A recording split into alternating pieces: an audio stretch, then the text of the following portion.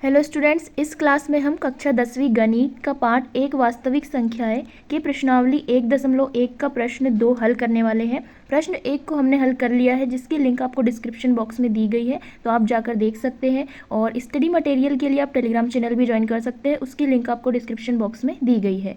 तो प्रश्न 2 हमें दिया गया है, पूर्णांकों के निम्नलिखित युग्मों के HCF और LCM ज्ञात कीजिए तथा इसकी जांच कीजिए कि दो संख्याओं का गुणनफल उनके HCF और LCM के गुणनफल के बराबर है। तो ये हमें इस तरह से इस क्वेश्चन में 3 पार्ट दिए गए हैं। सभी पार्ट को एक एक करके समझाया जाएगा इसी वीडियो में, तो प्लीज़ वीडियो को एंड तक ज़रूर देखिए। तो आपको एक इम्पॉर्टेंट बात हमेशा ध्यान रखना है कि दो संख्याओं का गुणनफल हमेशा उनके HCF और LCM के गुणनफल के बराबर होता है। मतलब जब हम इन दोनों संख्याओं का HCF यानी मस निकालेंगे, महत्तम समापवर्तक, और LCM मतलब होता है लस, लघुत्तम समापवर्तक, ज्ञात करेंगे और उनका गुणा करेंगे, तो इन दोनों संख्याओं के गुणनफल के बराबर आएगा। तो हमें यही पूछा गया है कि हमें जाँच करके बताना है क्या दो संख्याओं का गुणनफल उनके HCF और LCM के गुणनफल के बराबर होता है।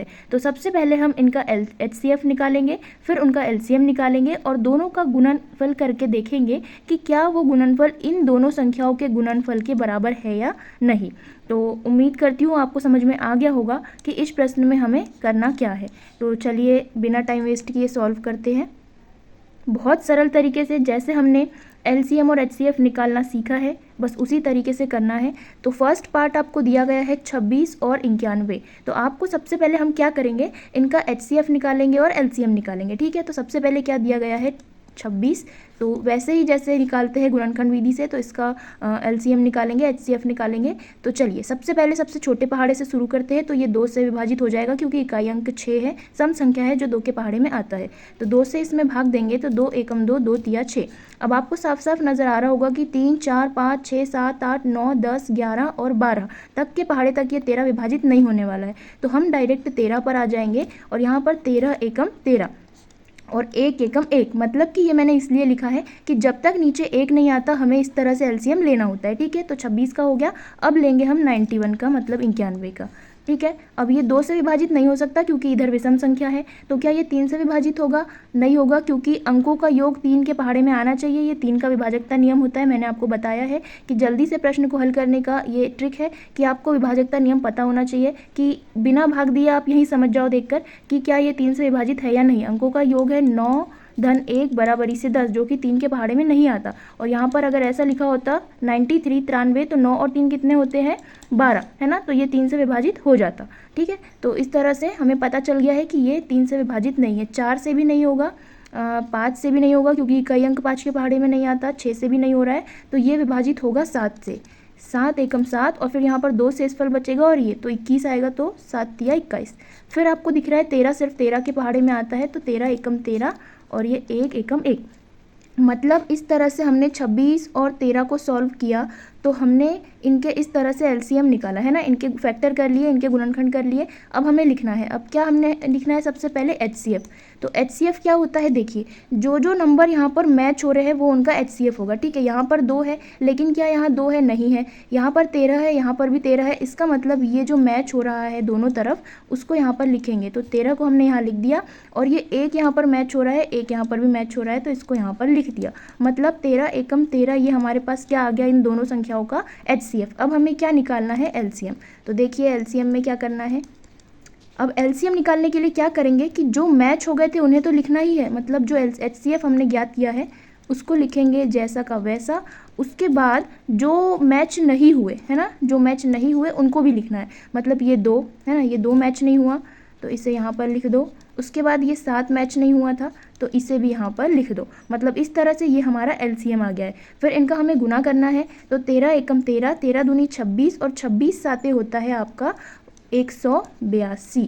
मतलब हमारा HCF क्या आया है 13 और LCM क्या आ गया है 182। ठीक है, अब एक इम्पॉर्टेंट चीज़ जो इस चैप्टर का कंसेप्ट है, जो हमें ये सिखाना चाहते हैं, वो ये है कि अब हम जांच करेंगे। ठीक है, अब हमें जांच करना है कि क्या ये दोनों संख्याओं का गुणनफल इनके HCF और LCM के गुणनफल के बराबर है क्या।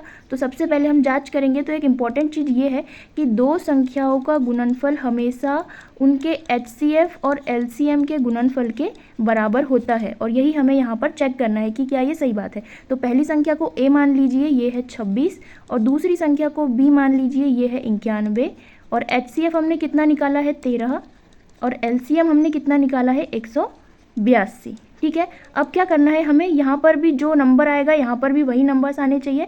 दोनों तरफ अगर सेम आ गया तो समझ जाएंगे कि दो संख्याओं का गुणनफल हमेशा उनके HCF और LCM के गुणनफल के बराबर होता है। ठीक है, तो 13 दूनी 26 होता है, 26 के 6 हासिल का 2 आ जाएगा, फिर 13 आटे 104 और उसमें 2 जोड़ेंगे तो हो जाएगा 106, उसका 6 और हासिल के 10, फिर 13 एकम 13 और 10 23।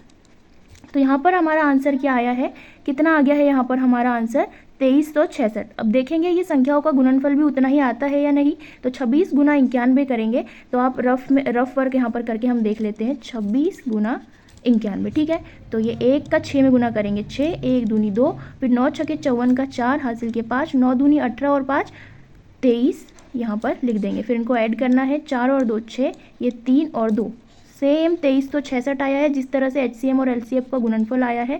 तो हमें क्या समझ में आया कि दो संख्याओं का गुणनफल उनके HCF और LCM के बराबर होता है। ये बात बिल्कुल सही है। तो उम्मीद करती हूँ आपको ये प्रश्न समझ में आ गया होगा।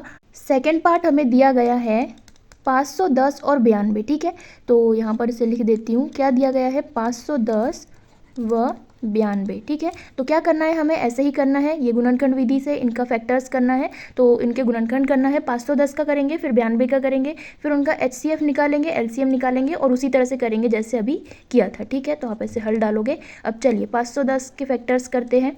तो जैसा अभी बताया था ऐसा लिख लेंगे। अब बताइए क्या ये 2 से विभाजित है क्या है, क्यों, क्योंकि इकाई अंक यहाँ पर 0 है। तो 2 से भाग देंगे तो 2 दूनी 4, फिर बचेगा 1 के 11 हो जाएगा, 2 पंचे 10, और फिर ये बचेगा 0, तो 2 पंचे 10। तो इस तरह से 255 दूनी 510 होता है। आपको मन में भाग देते आना चाहिए, और यदि नहीं आता है, जब तक आपकी प्रैक्टिस नहीं होती है, तो आप रफ वर्क में भी करके देख सकते हैं। ठीक है, उसके बाद अब ये 2 से विभाजित नहीं होगा, क्योंकि इकाई अंक सम संख्या नहीं है, ना ही 2 के पहाड़े में आती। ठीक, जो 2 के पहाड़े में आती है वो सम संख्या होती है जो 2 से विभाजित हो जाती है। ठीक है, तो अब क्या करेंगे, 3 से होता है क्या, अगर इन संख्याओं का योग ऐसे 2 धन 5 धन 5, यदि इनका ये योग 3 के पहाड़े में आता हो या 3 से विभाजित होता हो, तभी ये 3 से विभाजित होगा। तो 5 और 5 10 और 2 12।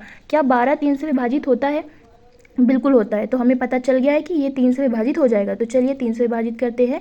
3 आठे 24, बचेगा 1 से फल, फिर ये 5 उतारेंगे तो 3 5 15। ठीक है, फिर 8 और 5 कितना होता है 13। 13 3 के पहाड़े में आता है कि नहीं आता। तो 4 पर आओ, क्या ये 4 से विभाजित होगा, नहीं होगा, क्योंकि इकाई अंक 4 के पहाड़े में आना चाहिए। फिर 5 पर आएंगे, हाँ 5 से हो जाएगा क्योंकि इसका इकाई अंक 5 है। ठीक है, तो 5 एकम 5, और फिर 8 में से 5 माइनस हो जाएंगे तो 3 बचेगा, और ये 5 उतारेंगे तो 35, मतलब पाना साता 35। अब हमें डायरेक्ट देख कर समझ में आ रहा है कि 6 7 8 9 10 11 12 13 14 15 16 तक, ये 17 किसी के पहाड़े में नहीं आता। तो बार बार आपको ऐसा नहीं बताया जाएगा, आपको समझ जाना है कि अब हमें डायरेक्ट 17 से यहाँ पर भाग देना है। 17 एकम 17, और यहाँ पर 1 एकम 1, मतलब जब तक 1 नहीं आता हमें इसके फैक्टर्स करने पड़ते हैं।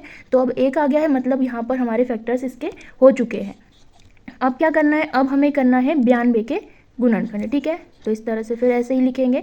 चलिए ये 2 से विभाजित हो जाएगा, इसलिए 2 से करेंगे। 2 चौक 8 और 2 छंग 12, फिर 2 से भाग देंगे, 2 दूनी 4, 2 तिया 6। अब डायरेक्ट ये 23 के ही पहाड़े में आता है, किसी से विभाजित नहीं होगा। तो 23 एकम 23, 1 एकम 1। तो हमने इनके फैक्टर्स कर लिए हैं। अब हम इसका HCF और LCM लिखेंगे। तो सबसे पहले लिखेंगे हम इसका HCF। ठीक है, हाँ, तो मैंने आपको क्या बताया था, ऐसे नंबर्स जो दोनों जगह पर मैच हो रहे हैं। ठीक है, तो हमें उनको लिखना है। तो देखिए यहाँ पर 2 है, यहाँ पर भी 2 है। ठीक है, हो गया, पेयर बन गया, तो इसे हम यहाँ लिख देंगे। यहाँ पर 3 है लेकिन यहाँ पर 3 नहीं है, यहाँ 5 है लेकिन यहाँ नहीं है, यहाँ 17 है लेकिन यहाँ नहीं है, यहाँ 1 है और यहाँ पर भी 1 है, तो इसे यहाँ पर लिख देंगे। मतलब 2 एकम 2, ये क्या हो गया, इसका HCF हो गया। ठीक है, अब हमें क्या ज्ञात करना है, इनका LCM, मतलब कि लघुत्तम समापवर्त। तो मैंने आपको क्या बताया था, जो मैच हो रहे हैं उन्हें तो लिखना ही है, उसके बाद किसे लिखना है, जो रह गए हैं। तो कौन कौन रह गया है, 3 5 17, तो लिखो यहाँ पर 3 5, ये 17, फिर गुना में क्या दिया हुआ है, ये वाला 2 और ये 23, तो 2 और फिर ये 23। फिर चलिए अब इन सबका गुना करना पड़ेगा। है ना। तो HCF तो हमारा क्या आ गया है, 2 आ गया है। अब LCM हमें निकालना है, तो ऐसे छोटी छोटी संख्याओं इसको बढ़ते क्रम में लिखिए, सबसे छोटी फिर उससे बड़ी फिर उससे बड़ी, ताकि गुना करने में आसानी हो। ठीक है, तो 2 कितनी बार है, 2 बार है, तो उससे लिख लेंगे 2 गुना 2, फिर उसके बाद में है 3, फिर गुना 5, फिर गुना 17 और 23। ठीक है, मतलब 2 दूनी 4, 4 तिया 12, 12 पंचे 60, और 60 में जब हम 17 का गुना करेंगे तो कितना आएगा हमारे पास यहाँ पर 0, और 17 छंग होता है 102, मतलब यहाँ पर क्या आ गया 1020। लेकिन अभी 23 और बचा हुआ है, तो 1020 में क्या करना है, 23 का गुना करना है। तो चलिए करते हैं, 0 6, फिर 0 3 एकम 3, फिर 2 शून्यम 0, 2 दूनी 4, 2 शून्यम 0 और 2 एकम 2। अब इसे जोड़ देंगे तो यहाँ पर 0 आ जाएगा, यहाँ पर 6, ये 4 जैसा का वैसा, ये 3 और ये 2, तो क्या आ गया है 23 40 0, है ना। तो लिख देंगे यहाँ पर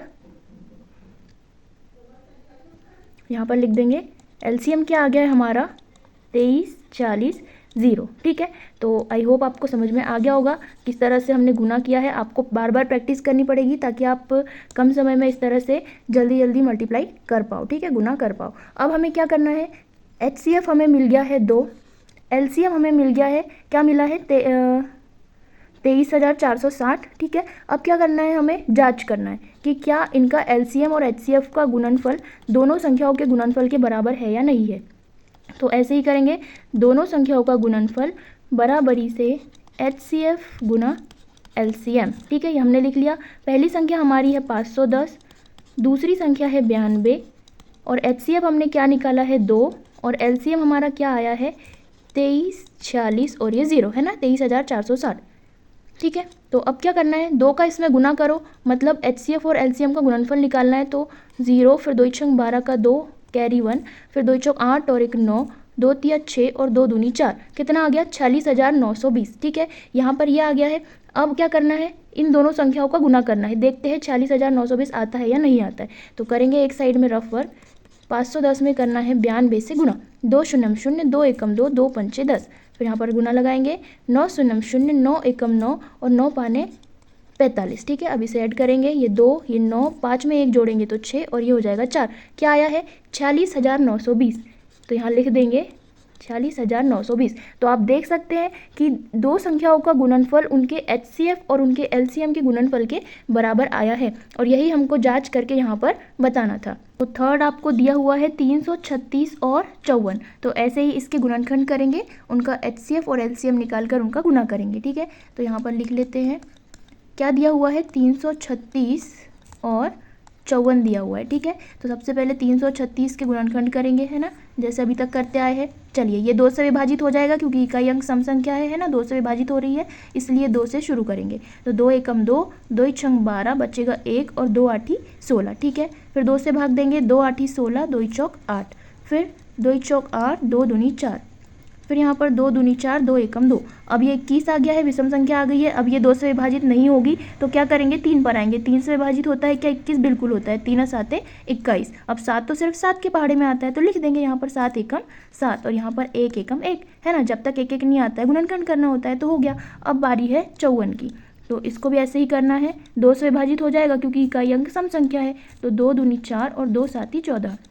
उसके बाद ये 2 से विभाजित नहीं होगा तो 3 पर आइए, 3 9 27, फिर ये 9 हो जाएगा, 3 तिया 9, फिर यहाँ पर 3 एकम 3, और फिर यहाँ पर आ जाएगा 1 एकम 1। ठीक है, तो 1 1 आ गया, मतलब इसके भी गुणनखंड हमने निकाल लिए है। अब क्या करना होता है, हमें जो भी हमें ये फैक्टर्स दिए हुए हैं इसको हम नीचे लिखेंगे, है ना। तो HCF लिखेंगे सबसे पहले। तो HCF हम कैसे निकालते थे कि यहाँ पर और यहाँ पर जो सेम है, जो मैच होते हैं, जैसे यहाँ पर 2 है, यहाँ पर भी 2 है, तो इसे यहाँ पर लिख लेंगे 2 गुना, यहाँ पर 2 है लेकिन इधर नहीं है, है ना, यहाँ पर 2 है लेकिन इसका कोई मैच ही नहीं है, यहाँ पर 3 है, यहाँ पर भी 3 है, तो यहाँ पर फिर लिख लेंगे 3, फिर गुना, यहाँ पर 7 है लेकिन यहाँ पर 7 नहीं है, तो क्या होगा, अब 1 है और यहाँ पर भी 1 है, तो यहाँ पर 1 लिख लेंगे, मतलब 2 तिया 6 एकम 6। तो यहाँ पर हमारा जो HCF है वो क्या आ गया है 6।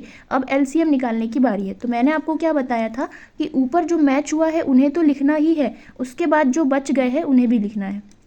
तो LCM के लिए सबसे पहले जो मैच हो गए हैं वो ये है 2 गुना 3, है ना। उसके बाद गुने में हमें क्या क्या लिखना है, देखिए, एक ये वाला 2, फिर ये वाला 2 और ये वाला 2 और ये 7, मतलब कि 3 बार 2 लिखना है ना। और उसके बाद क्या लिखना है 7, ठीक है। फिर इधर साइड आइए, यहाँ पर क्या है, ये वाला 3 और ये वाला 3, तो यहाँ पर लिख देंगे, नीचे लिख देते हैं इसे, क्या लिखना है, 2 बार 3, ठीक है, लिख दिया हमने। अब क्या करना है, हमें इसका गुना करना है। तो जब हम इसका गुना करेंगे तो हमारे पास इनका जो एलसीएम है वो क्या आएगा, देखिए 2 तिया 6, 6 दूनी 12, 12 दूनी 24, 24 दूनी 48, और 48 में 7 का और उसमें 3 का और फिर दोबारा से 3 का मल्टीप्लाई करेंगे तो देखिए यहाँ पर रफली कर लेते हैं।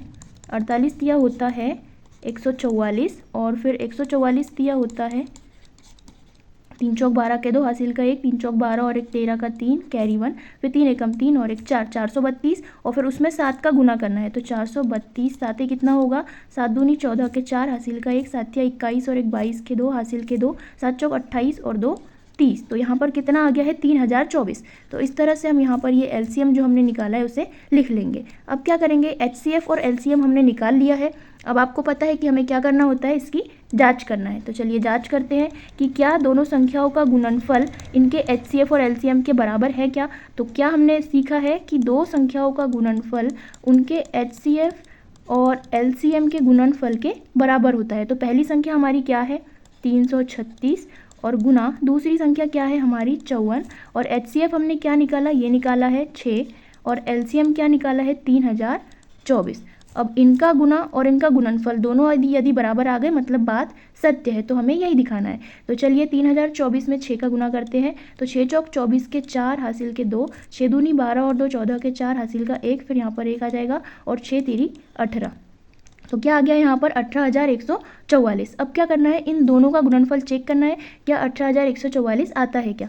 तो चलिए इसका गुना करेंगे, 336 में गुना करना है 54 का। तो पहले 4 की बारी, 4 छंग 24 के 4 हासिल के 2, 4 तिया 12 और 2 14 के 4 हासिल के 1, 4 तिया 12 और 1 13। अब 5 से गुना करना है, 5 छके 30 का 0 हासिल का 3, फिर 5 तिया 15 और 3 18 के 8 हासिल का 1, 5 तिया 15 और 1 16। अब इसे जोड़ देंगे यहाँ पर, तो क्या हो जाएगा 4 4, 8 में 3 जोड़ेंगे तो 11 का 1 हासिल का 1, फिर 6 और 2 8 और ये 1। तो यहाँ पर भी क्या आ गया है 18144। तो इसे यहाँ पर लिख देंगे 18144। तो आप देख सकते हैं कि दो संख्याओं का गुणनफल उनके एचसीएफ और एलसीएम के गुणनफल के बराबर आ गया है, जो कि हमें यही फाइंड करना था। ठीक है, तो उम्मीद करती हूँ आपको इस फर्स्ट क्वेश्चन के तीनों पार्ट समझ में आ गए होंगे, और यदि आपको कोई डाउट है तो आप कमेंट सेक्शन में बता सकते हैं। मैं आपका डाउट क्लियर करने की कोशिश करूंगी जितनी जल्दी हो सके। ठीक है, तो हमें क्या करना था, बस इनका फैक्टर्स निकालने थे, उसका एचसीएफ निकालना है, एलसीएम निकालना है, और देखना है कि क्या दोनों संख्याओं का गुणनफल उनके एचसीएफ और एलसीएम के बराबर है क्या। ठीक है, बस इतना ही करना था। तो यदि आपको वीडियो अच्छा लगा हो तो वीडियो को लाइक करें, चैनल को सब्सक्राइब करें, अपने क्लासमेट्स के साथ शेयर करें, और टेलीग्राम चैनल ज्वाइन करें ताकि आपको स्टडी मटेरियल वहाँ पर मैं प्रोवाइड कर सकूँ। तो मिलते हैं नेक्स्ट क्लास में इसी एक्सरसाइज के क्वेश्चन नंबर 3 और या इसके आगे के क्वेश्चंस के साथ। ठीक है, thank you so much for watching.